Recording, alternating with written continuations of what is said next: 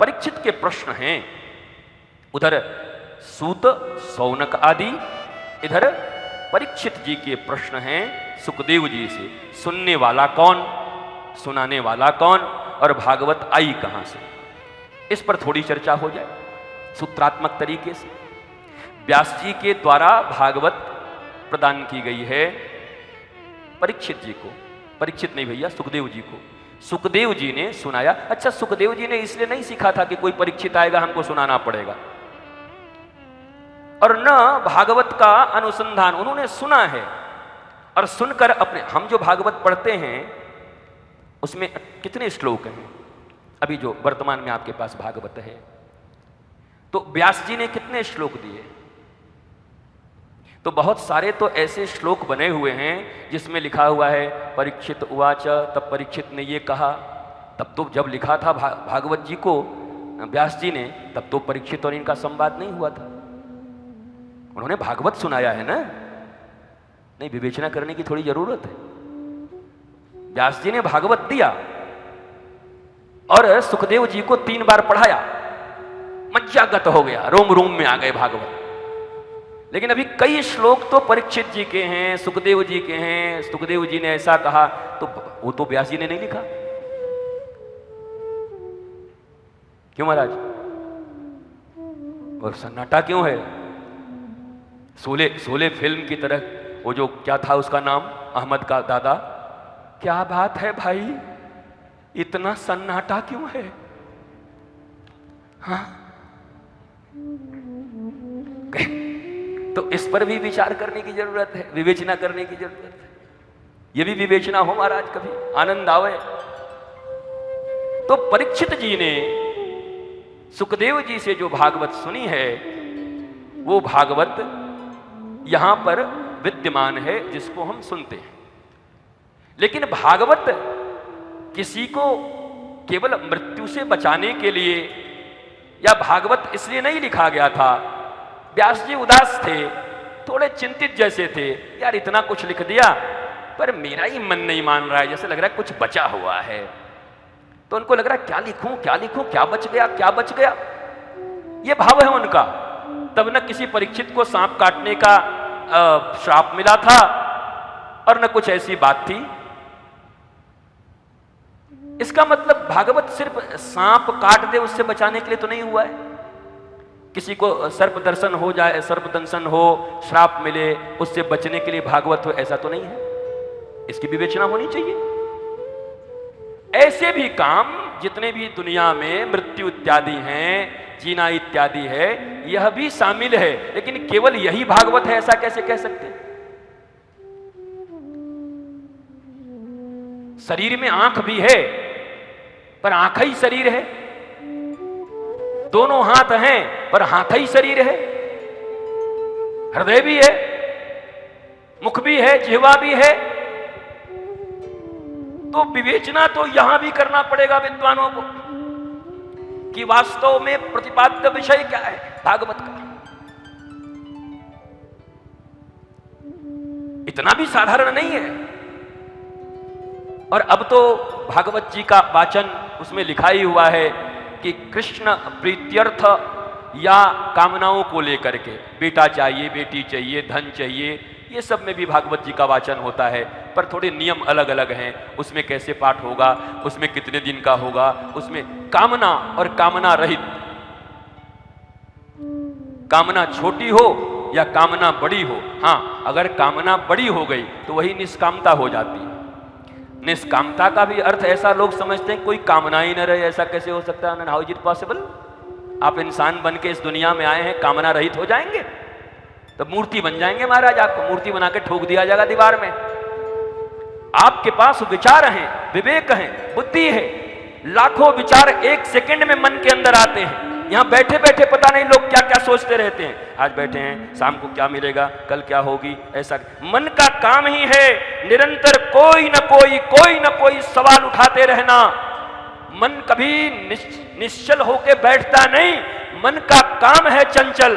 अरे आप ब्रजवासी लोग ही तो इस भजन को गाते हैं, ये मन बड़ा चंचल है, कैसे तेरा भजन करूं, जितना इसे समझाऊं। हम गाने वाले नहीं हैं, हम सिर्फ आपसे ये पूछ रहे हैं। हम ही तो ये गाते हैं ना कि ये मन बड़ा चंचल है, कैसे तेरा भजन करूं। चलो हम गा के नाचेंगे, नाचेंगे। 7वां दिन है, भगवान का जन्म होगा, कल ही होगा ना। ठाकुर जी कल आएंगे तो कल नाचेंगे। महाराज क्या काम है, कल नाचेंगे। पर नाचने से पहले नाचने लायक तो बन जाए। नाच तो कब से रहे हैं, नाच तो भतीजे की शादी में भी सड़क पर रहे कि आज मेरे यार की शादी है, वो भी नाच रहे हैं। नाचने की कोई कमी है?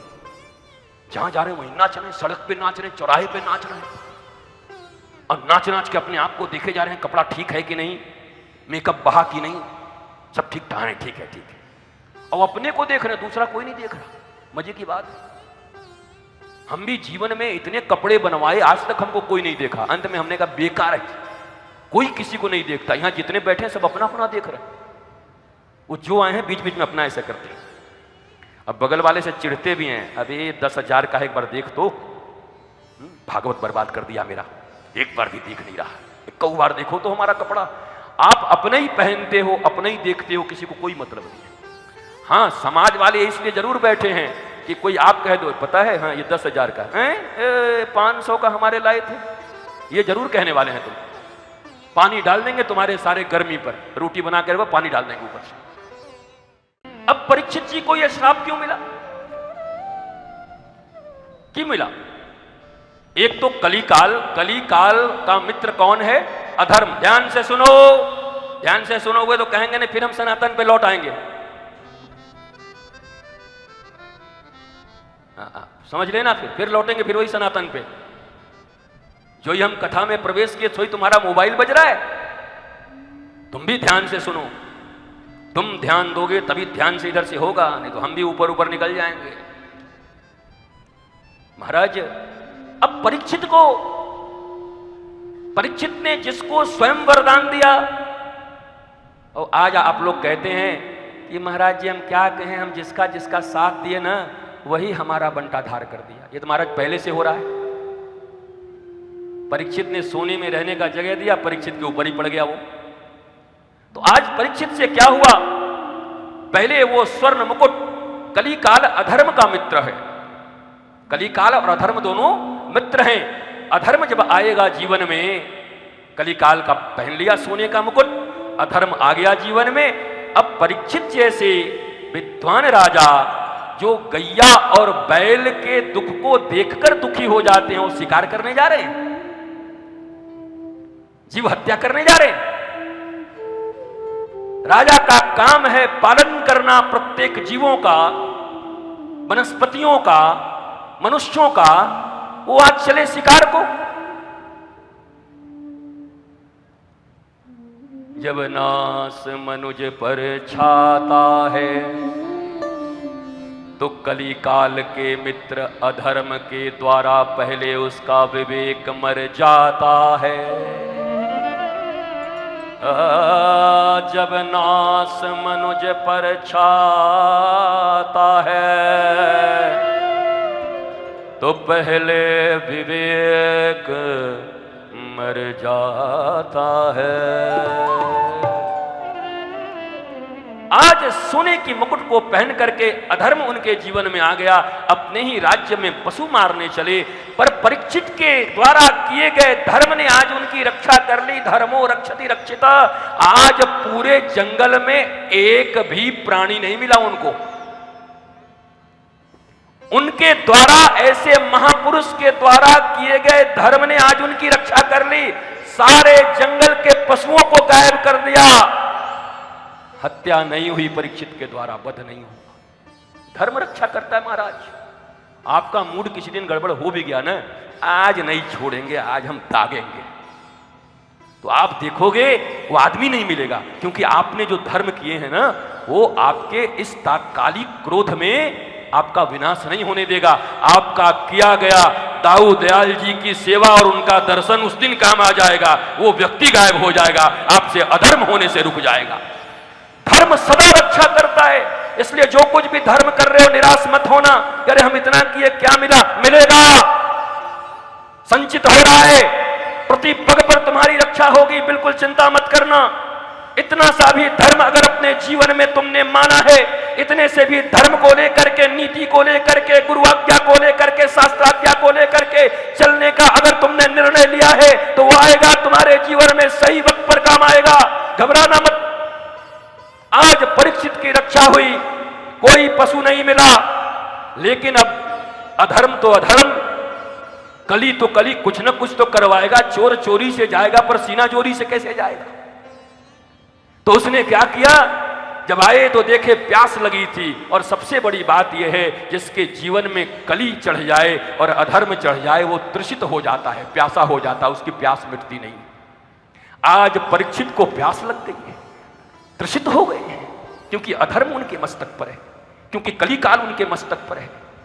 संतृप्त और पूर्ण रूप से संतुष्ट तो वही हो सकता है जो धर्ममय जीवन जी रहा हो, धर्म जिसके मस्तक पर हो, धर्म जो अपने हृदय में रख के चल रहा हो, वो तुष्ट पुष्ट संतुष्ट रहता है। बाकी प्यास लग जाएगी अगर अधार्मिक हो गए।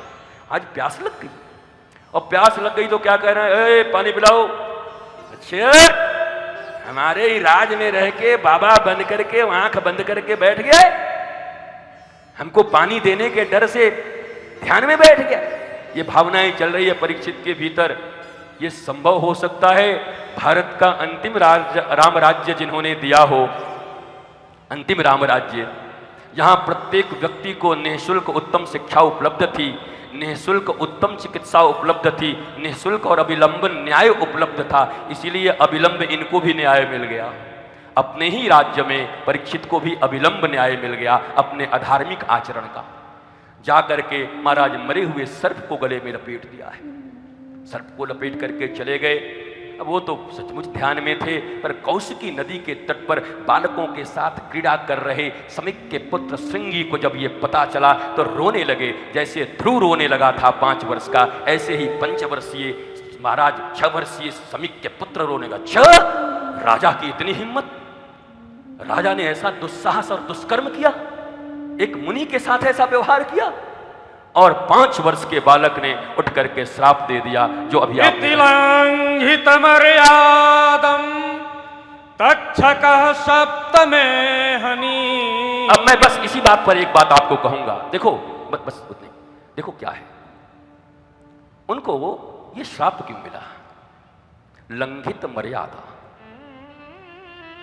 मर्यादा का लंघन जब जब होगा तो श्राप चाहे मुनि से मिले, देव से मिले, माता पिता से मिल जाएगा, पड़ोसी से मिल जाएगा, प्रकृति से मिल जाएगा,